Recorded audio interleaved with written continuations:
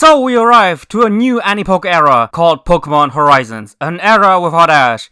And well, this was fucking awesome! Pokemon Ranger, I choose you!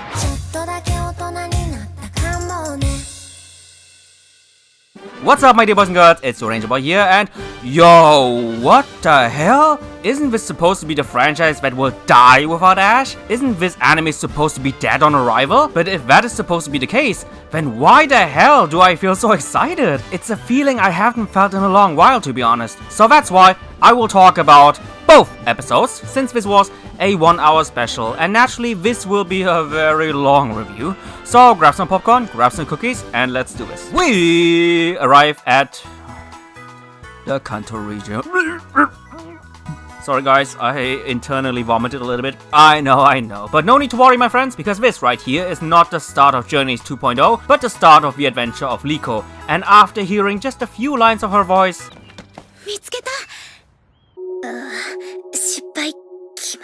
I gotta say that her voice, at least to me, is really soothing. I can't really describe it any further, I guess I don't know. And speaking of I don't know, this phrasing right here is a very important theme surrounding our new main character, because in this episode she encounters several situations where she doesn't really know what to do, and the people surrounding her don't really know what to make of her. For example, when some of the students were watching a funny video, Liko wanted to approach them because she likes that video as well, but since she didn't know how to express that shared interest, she just gave up on that attempt. Before we arrive at the school Liko will be attending, we find out that this is actually Liko's first time ever being in the Kanto region, and after a very amusing encounter with her energetic roommate Anne, Liko shares that she's actually from the Paldea region and that she never has been outside of Paldea before and only got here as a recommendation from her parents. Also, by the way, Anne has never in her life left the Kanto region, which, you know, for some odd reason, after 3 years of journeys, I wanna invite this girl to a beer and just talk my heart out. After witnessing a short practice battle, Liko is so nervous about everything surrounding her, she totally forgot about that she will receive her very first Pokemon the next day, as a result of her doing all kinds of new unknown things in such a short period of time, like entering new regions, living on her own without her parents, and receiving her very first Pokemon. She naturally is very nervous. So the next day is here, and after every student received their Pokedex via Rotom Phone, it's Anne's turn to pick her Pokemon, which is adorable Oshawott. I think me and Anne really would get along quite well, wouldn't you think? Finally, our girl Liko is next, and to the surprise of no one, she picks up Sprigatito, and the rebel kitten immediately runs away. Oh, come on, man. Oh, girl. What gender are you, my friend? But to be honest, I don't really care what gender you are, because the only thing that really matters is that you are not Grookey. Speaking of things that remind me of Go, while searching for her parents, Liko uses her intellect and her Pokedex to find out some details of her Pokemon, and thanks to Sprigatito's sweet scent, she finds it, only to almost fall to her death thanks to the kitty, if it wasn't for the comfortable belly of a Snorlax. And even though that stressed me the fuck out, hearing this coming out of Liko was almost worth it. We arrive at the end of the day, and Liko, still in search for her Pokemon, finds a nice and quiet spot, and suddenly her Pokemon arrives there also. So you would think that such a sight would finally make those two bond with each other. But nope, the cat is still stubborn as ever, which Liko frustratingly writes down her diary. By the way, Anne's still being relatable to me because just like her, I also use YouTube videos to fall asleep. What a girl. The confusion of Liko regarding her partner Pokemon just doesn't end, because not only doesn't she know how to properly build a connection with her Pokemon during battle, but even secret training sessions at night won't help her out figuring out her problem. So I guess, in an attempt to bring her some good luck, we soon find out that she received a mysterious pendant from her grandma to keep Liko safe. But even with that good luck charm in mind, Liko still is unsure about what Sprigatito wants, let alone what she wants, and if she's even going to achieve anything while being in Kanto. So with so many uncertainties about herself and her future, she really does envy Anne and her Oshawott, because they completely bonded with each other since day one, and Anne quickly gives her the advice that since Liko is a person people have a hard time getting to know, maybe that's the same case for Sprigatito. So that's why for the next few hours, Liko studies every move of her partner in hopes that both of them can figure out what they really want in life. Meanwhile, we see several strange-looking people searching for Liko with the purpose yet to be known. Back to our protagonist. Just after a few days of school, they have vacation already? What? I wish I had a school like that, but let's put that aside. While Anne is going back home, Liko actually decides to stay at school, since her parents are busy and it wouldn't really make sense to be in her Paldean home all alone. But maybe she really should have gone back to Paldea, since even more mysterious characters are chasing after her. But this time, they are specifically aiming for her pendant. So Liko trusts her instincts and runs away, and the quote-unquote bad guys are opposing her first with a ride-on? Like, come on, man! A ride-on against a schoolgirl? And even though at first her attacks turned out to be ineffective, Liko then uses her next attack to blind her opponent and then uses Sprigatito's sweet scent to create an opening to escape. Sadly for her, the very posh-looking leader called Amifio has cornered our heroine and calls out this badass Pokemon Cerulege to get what he wants. But hero to the rescue! Here comes Freed!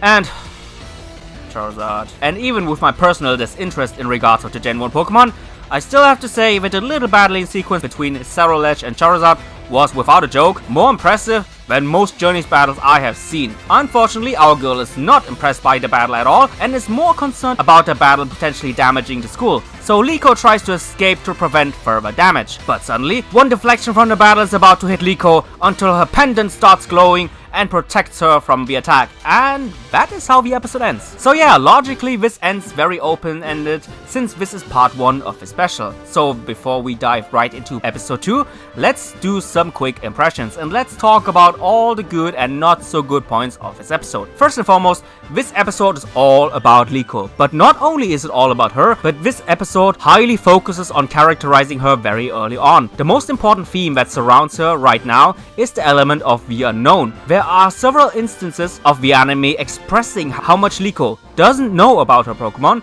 doesn't know about her environment, and doesn't know about herself. And as a result of that, she is in constant inner struggle, and she often doubts herself and her abilities. But that doesn't mean that she is constantly depressed, but instead she tries her absolute hardest to figure out a way to further understand the situation and how to approach it in the best way possible. And sometimes it brings her results, like for example her distraction tactic against Rhydon, but more than often she still struggles and will try her hardest next time, even though she herself feels a little bit exhausted by that. And she does all this in such a nice, calm, and sometimes almost introvert manner that, at least to me personally, she is such a fascinating contrast compared to Ash, who is more of an extrovert, who expresses his feelings and love for Pokemon in a way that is more open compared to Liko. During the battle between Freed and Amifio, you can also tell how different she is compared to Ash. If Ash would have been in the same situation, he wouldn't care about anything but the battle, and would even try to involve himself. But Liko didn't care about the battle at all, and cared more about the safety of the school. But more on that later,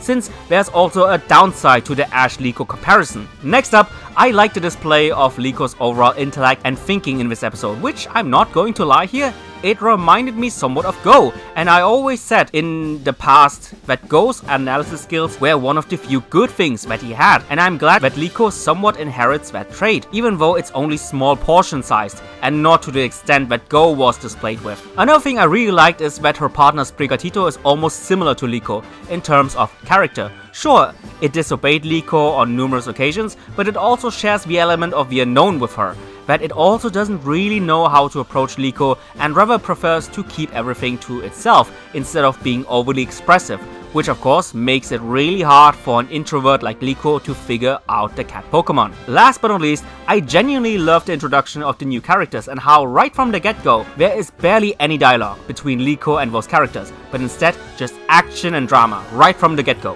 which also will continue in part 2. That was one of the things I criticized in Journeys in the past with their first episodes, that there was a lot of characterization but a severe lack of action and drama, and I'm glad that they tackled this past issue very early on. So, is there any not so good thing about this episode? Not in particular, to be honest, but one problem will always be there, and episode 1 really made that clear: the contrast between Ash and Liko. Like I mentioned before, Liko is so much different from Ash from a character point of view that I have to worry a little bit about whether or not Liko will be able to connect with the audience. You have to remember that the main targeted audience are Japanese children, and children loved Ash because he was so expressive when it came to his love for Pokemon, and he was so adventurous when it comes to his story. Then we have Liko, who is a little bit more introvert, and I don't really know how many children will be able to relate to her. Maybe she will slowly change into a more adventure kind of person, but I personally hope that she will keep some of the introvert aspect as well, since I myself can really relate to that kind of trait. And it would be a shame if she later on just turns into another Ash, but female. So my biggest worry in regards of Liko is that on the one hand, she could not be relatable to the main audience, but on the other hand, I don't want her to entirely change to appear to said main audience. I really hope that there will be a healthy balance of both points. With that being said, I can already tell that this video will be plus 10 minutes long, and that's why let's dive right into episode 2. So we start where we left off, with Liko being protected by the mysterious Pendant, and soon after a new and unknown Pokemon is revealed to her inside the barrier, and many people in the fandom speculate that this Pokemon is some sort of pre-evolution of Terrapagos, aka the Pokemon unveiled in the upcoming Scarlet Violet DLC. Anyway, after being saved by Freed, both Liko and Sprigatito have the feeling that something exciting is about to happen. But besides all that, Liko still is confused and has some doubts about the current situation. But sadly, she got no time to worry any further, because together with Freed, they arrive at the flying ship called Brave Asagi, with a battlefield being used as wings, pretty cool, being greeted by his companion with a handshake that is not so cool. Like, come on guys, just look at this. You guys are not even trying to be cool. And a cool lady who quickly loses her cool after finding out that Freed basically kidnapped a schoolgirl without explaining any further details. Not cool, Freed. Not cool at all. Almost as uncool as your handshake. Luckily for our heroine, her moods brightens up a little bit after encountering Pokemon like Fuecoco and Pawmi, who she is very familiar with. Also, by the way, Fuecoco is best Scarlet Violet starter, don't even question. Anyway, it turns out that not only Paldean Pokemon are on board, but all different kinds of Pokemon, since they travel around the world via airship. Shortly after, we are getting to know all the crew members of the Brave Asagi, the relaxed looking girl called Molly, the sturdy looking guy called Murdoch with his Rockruff, and seeing all their Pokemon being all cute together, well, Liko basically does a Serena. Remember during the Ash cosplay episode where after successfully pulling out a combo, Serena was super serious on the outside, but on the inside she was fangirling like crazy? Well, Liko does the opposite of that. On the outside she is fangirling like crazy, while on the inside she wants to look more serious to pull herself together. Pull yourself together, girl! And she really needs to be serious, since Amifio and his group, later known as the Explorers, are still chasing after our girl. So Freed's crew, known as the Rising Wall Tacklers, now that's a cool name, just wish their handshake was a little bit cooler, are giving their all to escape their followers, and especially their main mechanic girl Orla is giving her best. And to that girl I have to say one thing and one thing only. She kinda waifu. Anyway, back to topic. All of them try their best to escape the incoming threat, but unfortunately for them, Amifio is not that easily to get rid of. So therefore, Freed decides to take matters into his own hands and control the ship himself, instead of being controlled by Captain Pikachu. And I know, from the outside I do understand that Captain Pikachu is nothing more than a merch tool. But you gotta admit, him sitting on his tail in this chair, it is kinda badass. Man, everything on this ship is so cool. Besides one thing. But whatever they do, this guy Amifio just really wants to get his hands on the little girl. Danger, danger, danger! And that's why Freed goes even more extreme and decides to fly right into the thundercloud ahead, with especially Orla and Fuecoco trying their best to speed up this engine. Look at this guy, just look at him. But to the dismay of my little buddy right here, the Explorers are still successfully infiltrating the ship's barrier. And out of pure panic, Liko suddenly breaks the fourth wall by questioning whether or not she's some sort of heroine of a story right now. To be frank, I laughed very hard when I heard that line, because I love fourth wall breaking characters like Neptune from the Neptunia series and Deadpool. So I really hope that Liko doing that will be a mainstay. Just don't do it too often. Sorry guys, this is a serious situation. Let's keep moving. After finding Liko, Amifu asks her several questions, and even though all the questions asked were quite reasonable, Liko always answered with, I don't know. She knows that every action so far has been illogical, but even with that in mind, the one thing she is certainly sure of is that she can't trust Amifu, and with that declaration in mind, Sprigatito tries to attack the leader, but is quickly stopped by one of his henchmen. To further save her partner from any harm, Liko willingly goes with Amifu, and every effort so far seems to be in vain. Until once again, Freed arrives, and this time with his real partner, Captain Pikachu, and Amifu thinks that going up against a mere Pikachu must be some sort of joke. But he soon finds out that this little guy is anything but, because he starts off the battle with a Thunder Punch? A powerful one at that! Followed up by, the Double Team? Where's the Quick Attack? Iron Tail? Thunderbolt? Electronet? I'm in a midlife crisis right now! And not only does Freed use unorthodox moves, but he actually uses them in a way to trick his opponent so that he can set up his next move. He lets a Pikachu clone use Thunder Punch, and after that clone got eliminated, we see Captain Pikachu standing on top of the ship, absorb one hell of a thunder from the clouds, and then uses all that gathered energy to use the Rising Voltackler's strongest move, Volt Tackle! That was actually genius. And even with all that planning, Amifu's Cerulege is still not down. Hell, he doesn't even seem to be phased and uses a Psycho Cutter which damages the ship even further. Seeing all the members and Pokemon being in more danger just because of her, Liko really just wants to end all this and wants to just give into the explorer's demands. Until Sprigatito refuses that approach and demands from Liko to finally fight back instead of willingly giving up, and with tears in her eyes, Liko fires a leverage attack so unusually great that it breaks the ship's barrier and almost lets her partner fall into its death, until Amifu saves it and kidnaps her beloved Pokemon.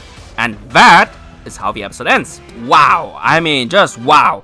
That was one hell of an intense episode. So just like before with episode 1, let's do some impressions on this episode as well. So as you can see, I think it's quite clear why they constructed episode 1 how it was. In the first part, it was all about characterization, and all the action and drama was then focused on episode 2. Sure, at the beginning of the episode, we had some downtime with Liko and the Voltacklers, but only just for a short time, because then the rest of the episode was nothing else but high intense drama and pure action. One thing I really want to point out is the execution of battling and the animation. And to be honest, unlike in the past, where we had some drastic changes in animation and art style, this one in Horizons isn't too much different from Journeys, which some people might consider as a bad thing.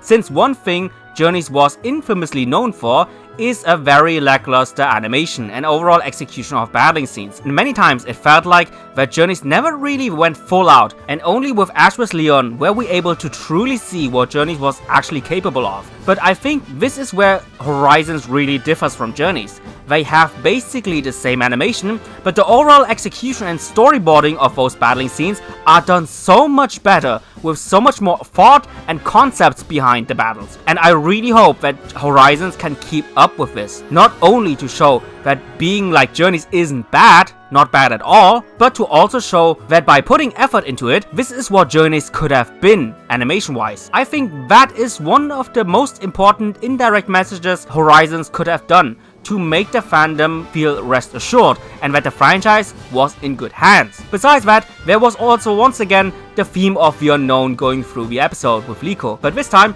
instead of partially finding the answer, she really made a significant change towards tackling the unknown now, and instead of giving up like she did before, with the help of Sprigatito, she finally made the first step into coming out of her shell and standing up against the unknown, no matter how illogical it is, because this time she believes in herself and gave into what her emotions told her. But besides all that, the rest of the episode really was just amazing. And honestly, part 1 and 2 were so amazingly done. At the moment, I don't really miss Ash at all. And all I can say is, Liko, welcome to the franchise. Anyway guys, I really hope you enjoyed this super long review. What is your opinion? And just like always, see you guys in the comments down below.